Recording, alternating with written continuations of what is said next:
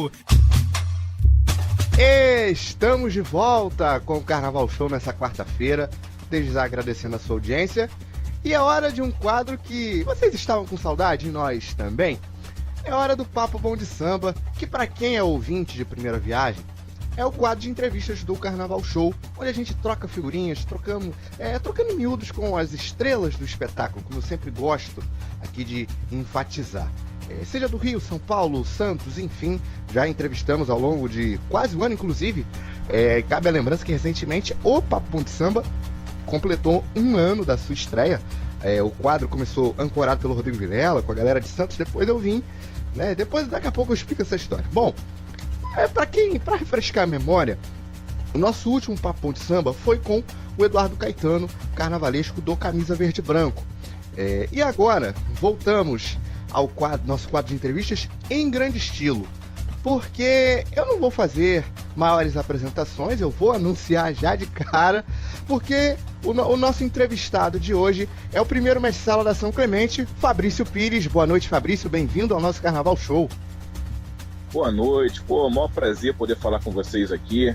É um espaço super bacana que a gente vai poder trocar um papo super bom aqui, e eu me sinto muito feliz em poder participar e ser convidado aqui desse canal de vocês. Muito obrigado, de verdade. A honra é nossa, Fabrício. Começando já o papo, o seu contato com o Carnaval começou na infância, né? Conta pra gente sobre o início, como você se tornou mestre-sala. Olha, a minha família toda é do Carnaval, né?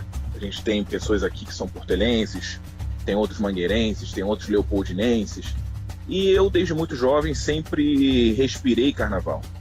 Desde que eu me entendo por gente, o Carnaval se faz presente, de alguma maneira.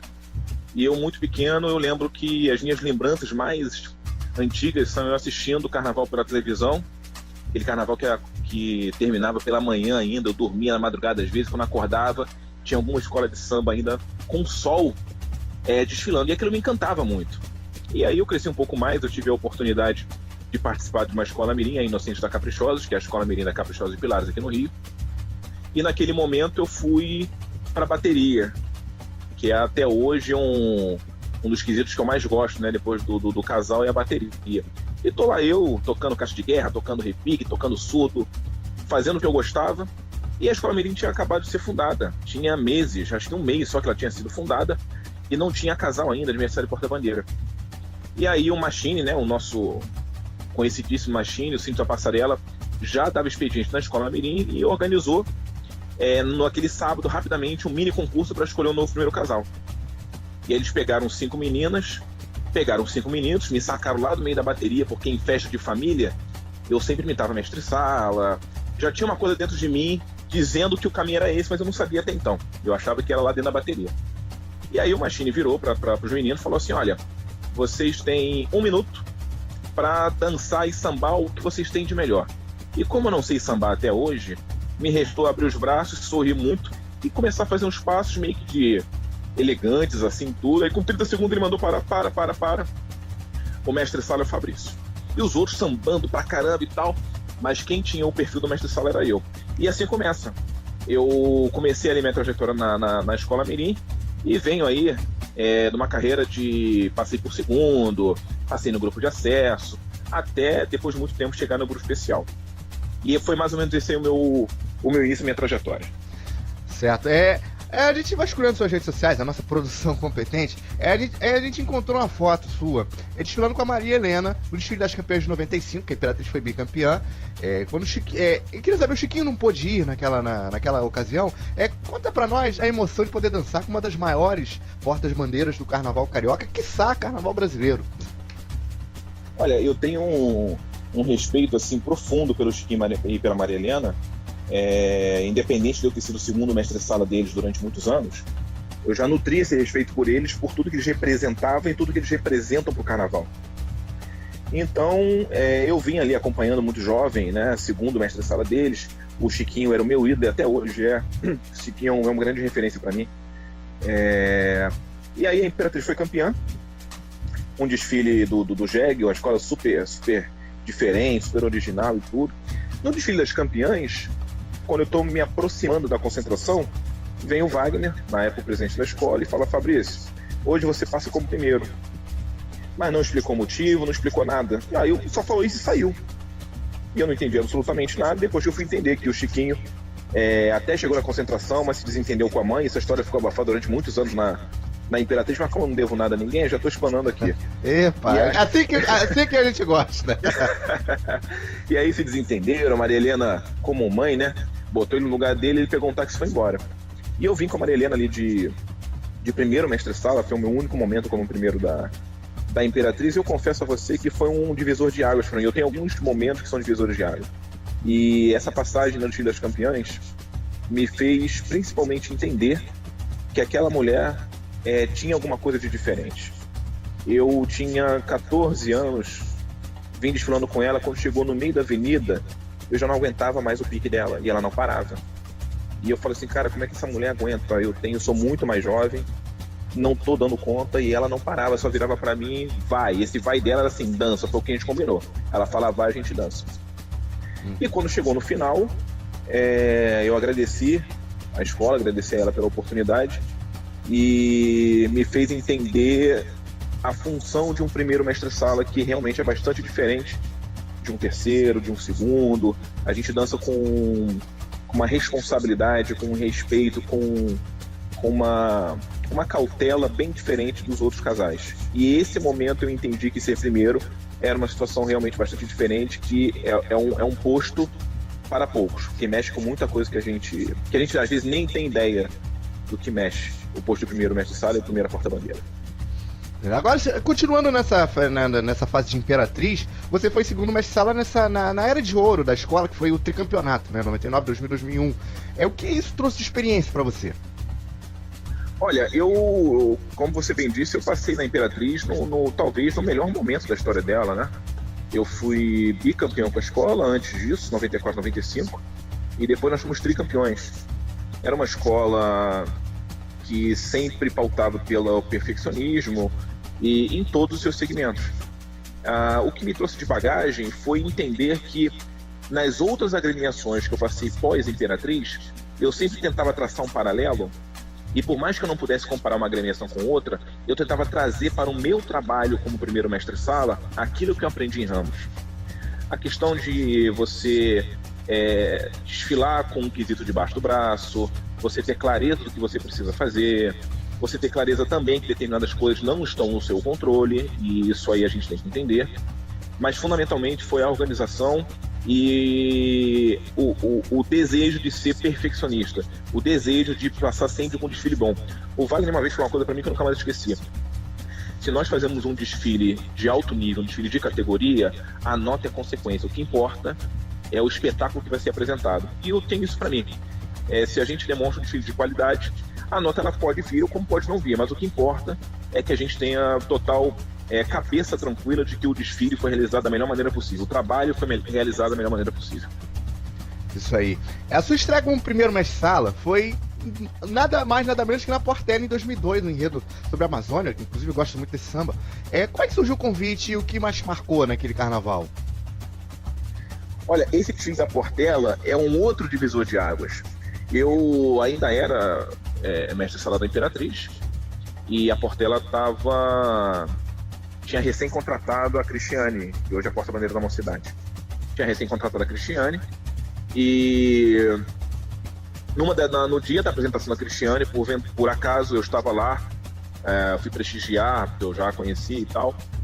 E o mestre-sala na ocasião teve um problema. Na verdade foi um dia muito infeliz.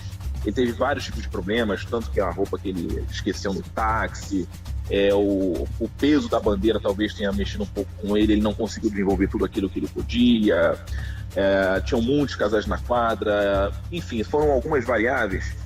E o presidente da escola, né, que não sentiu muita segurança. E naquele momento já o Alexandre Losada já fez um contato comigo,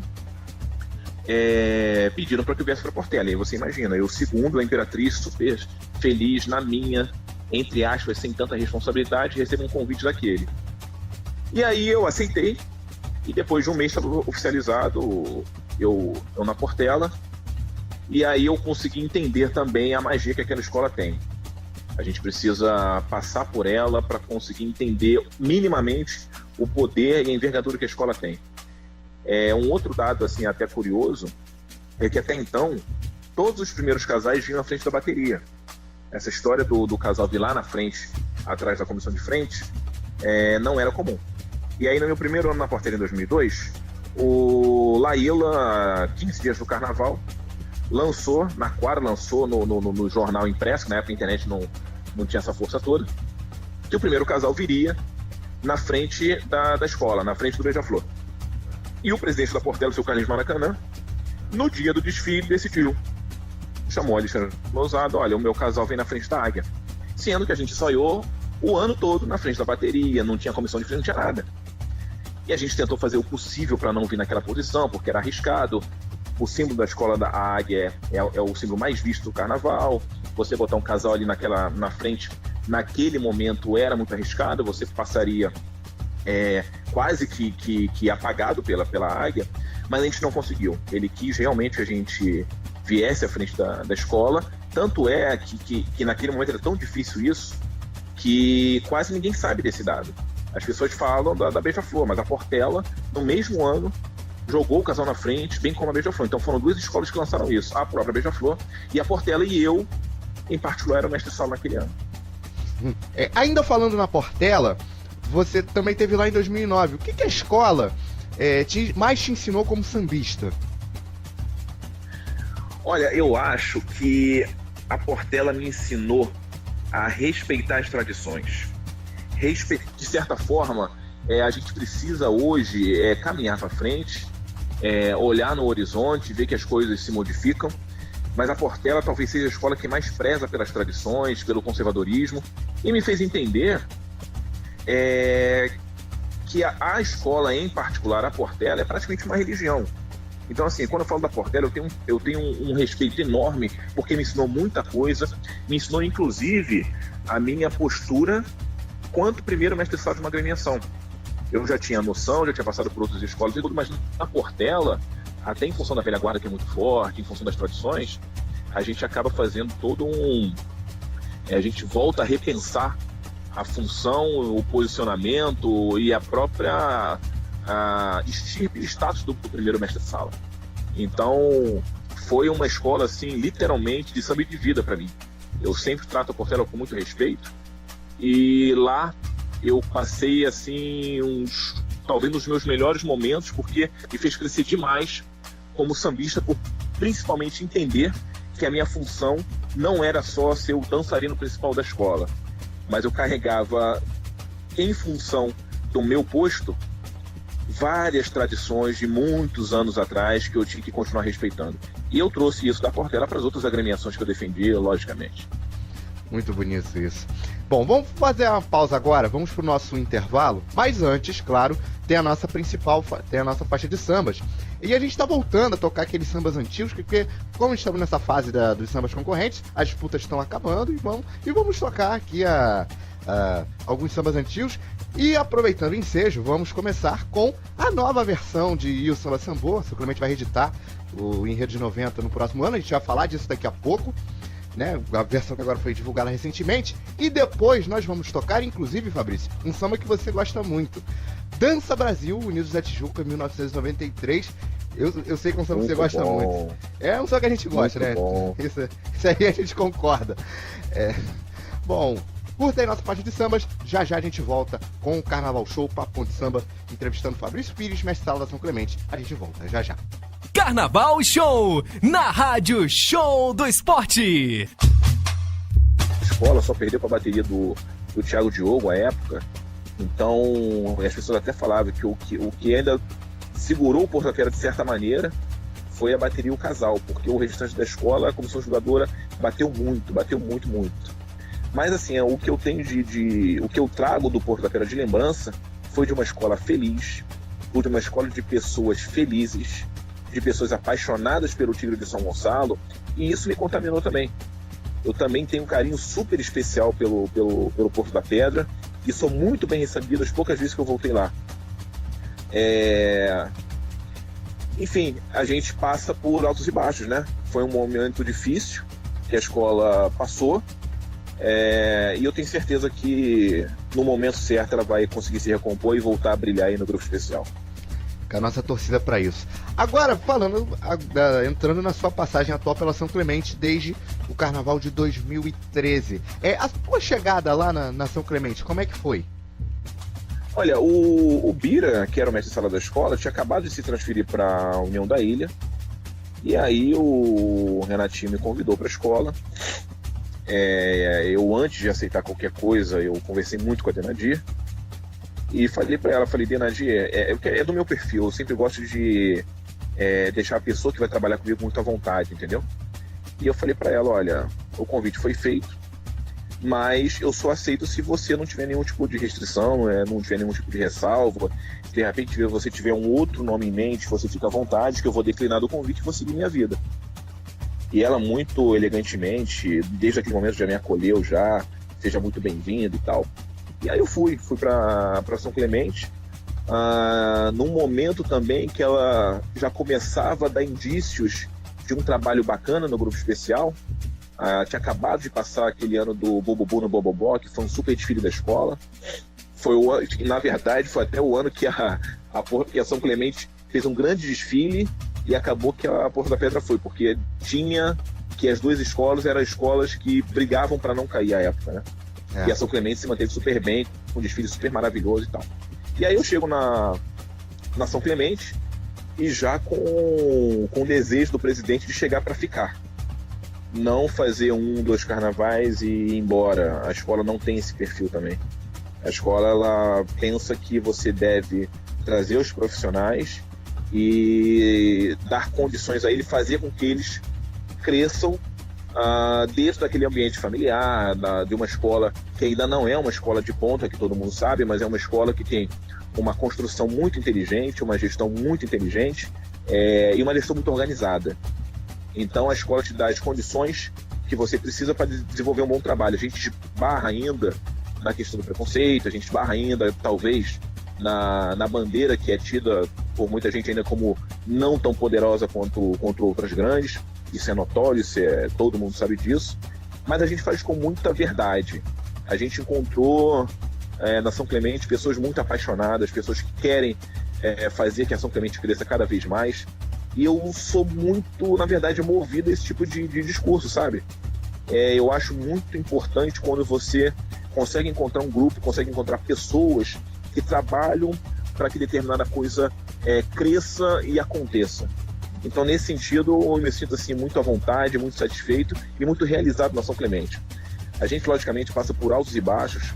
Tem ano que a gente vem bem, tem ano que a gente não vem tão bem, mas o mais importante é que a gente vem com muita dignidade, defendendo o nosso quesito e fazendo sempre, tentando oferecer sempre o melhor espetáculo possível. Isso aí. Agora, essa pergunta é uma curiosidade minha, porque eu não sou assim tão perito, mais a fundo no quesito de mestre porta-bandeira, mas assim, desde 2017 a São Clemente vem em constantes trocas de porta-bandeira. De 2013 a 2017 você dançou com a Denadir, aí agora no Carnaval de 2018 você dançou com a Amanda Poblete, e agora em 2019 você vai dançar com a Giovana, um dos grandes nomes do Carnaval Carioca. É uma curiosidade minha, como é que é pra cabeça do mestre Sala? Enfim, em questão de... Não era nem a palavra certa, mas metodologia de bailado. Como é que é pra cabeça do mestre Sala? Olha, qualquer mudança, ela gera um caos, ela gera uma certa zona de desconforto, isso para qualquer coisa na nossa vida, né? E não vai ser diferente para a troca de parceiro. A gente cria assim, não tem como, o início sempre é muito complicado, é muito difícil, não em função do bailado em si, mas em função, às vezes, de personalidade. O mestre de sala ou a porta-bandeira está acostumado com outro tipo de trabalho, com outro ritmo de trabalho. Então, no início, é muito importante que a gente se encontre muito, converse muito, ensaie muito, para que a gente comece a se alinhar e comece a fazer com que todas as ressalvas comecem a ser alinhadas.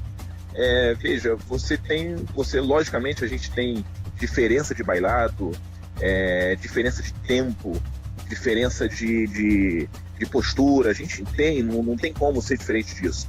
Agora, o Peninha, falecido Peninha, o maior mestre de sala que esse carnaval já viu, sempre falava para mim que o mestre-sala, ele é o mestre da dança. Então, que vem a porta-bandeira, a melhor porta-bandeira do carnaval, pode vir a pior porta-bandeira do carnaval, pode vir a porta-bandeira meio, não importa a categoria que ela se encontre. O mestre tem que conduzir a dança e tem que se adaptar ao estilo de cada uma ou vice-versa. Mas como eu que comando a dança, é muito em cima de mim essa maneira de conduzir e começar a alinhar as coisas. Então, respondendo assim de uma maneira bem ampla, mas agora focando, você leva um tempo para você conseguir achar a química correta entre um casal, e esse tempo depende muito. Pode ser que em 2 anos você consiga, pode ser que leve mais tempo, pode ser que seja no mesmo ano, vai depender de cada parceiro ou de cada parceira. Não é nada muito exato. Agora, você realmente tem que trabalhar muito para poder se encaixar da melhor maneira possível. Aliás, com a Giovana, a gente ainda está nesse processo. Eu acabei de fazer um trabalho com a Amanda, que eu não tenho dúvida que ele poderia render bons frutos daqui a uns 2 anos mais. E com a Giovana agora, ele está ainda em adaptação, conhecendo o outro, trabalhando muito, mas eu não tenho dúvida de que no carnaval já vai ter uma resposta muito grande, muito em função da Giovana ser talvez uma das maiores porta-bandeiras que a gente tem no carnaval. Então eu sempre falo que ela trouxe para São Clemente, trouxe para a parceria, toda a qualidade dela, toda a envergadura dela, toda a qualidade que ela tem com porta-bandeira para somar conosco aí nesse ano. Agora vamos botar uma lenha na fogueira aqui. Você considera o julgamento do Carnaval Carioca justo? Há equívocos? Olha, justo eu não acho que seja. Temos vários equívocos, mas assim, se a gente for dar o outro lado da moeda, dependendo do quesito, ou talvez todos, eu não sei te dizer agora de cabeça, tem muita subjetividade. E aí, quando entra subjetivo, tudo é mais complexo, né? De repente, o laranja é bonito para você e para mim o laranja é horroroso. Para você o verde é muito bonito, para mim o verde já não é tão bonito. Então, quando a gente parte do princípio de ser muito subjetivo, fica muito nessa questão, se mereceu, se não mereceu, se está certo, se não está certo. Então, eu acho que nos quesitos que tem subjetividade, a gente pode, é um pouco mais difícil da gente mensurar o que é, o que não é. Particularmente no mestre sala e porta-bandeira, alguns tipos de linha de dança, de desenvoltura, não são bem vistos, até pela tradição da dança. E por muitas vezes são bem pontuados. Então esse é o tipo de coisa que me incomoda. Veja, se eu tenho algum tipo de desenvolvimento na dança, que eu sei que é um equívoco até pela história, se eu faço isso na minha escola, o julgamento na minha bandeira é muito mais pesado. E hoje eu não tenho o menor problema de falar disso. Eu já tive muita cautela. Não, porque o jurado vai ouvir, vai ficar chateado. Cara, eu tenho que ter responsabilidade com o que eu falo, e eu tô tendo. Eu tenho clareza de que determinados tipos de situação, em uma escola você tem um peso, em outra escola você tem outro peso. Isso é notório, e eu acho que já passou a época da gente profissional ficar se escondendo atrás disso. Então hoje eu já falo abertamente que é um problema que a gente passa, mas assim, se é subjetivo, como é que a gente vai argumentar contra? É tentar fazer o melhor e vida que segue. Vida que segue. Agora, voltando a falar de coisas mais leves, vamos dizer assim, a Liceu São Clemente no próximo ano vai reeditar o Samba Sambô, que é um dos enredos mais clássicos da escola, né? Eu lembro de uma entrevista do Jorge Silveira, por sinal, quando eu assumi aqui o Papo de Samba, né, o quadro, a minha primeira entrevista foi com o Jorge Silveira. Inclusive, quem quiser relembrar, tá no nosso canal no YouTube.